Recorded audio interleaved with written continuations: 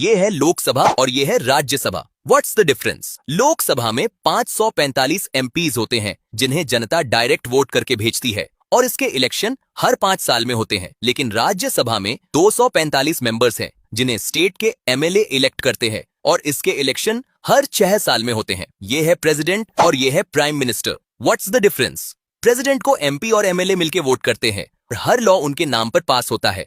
नए पीएम को भी वही अपॉइंट करते हैं, लेकिन पीएम को पब्लिक डायरेक्टली वोट करती है।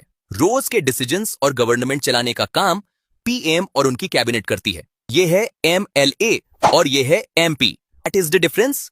एमएलए वो नेता होते हैं जो अपने स्टेट के किसी एरिया को रिप्रेजेंट करते हैं और उनका काम स्टेट के इश्यूज और लोकल डेवलपमेंट पर ध्यान देना होता है। लेकिन एमपी वो नेता होते हैं जो अपने एरिया को पार्लियामेंट में रिप्रेजेंट करते हैं और उनका काम पूरे देश से जुड़े मुद्दों पर काम करना होता है।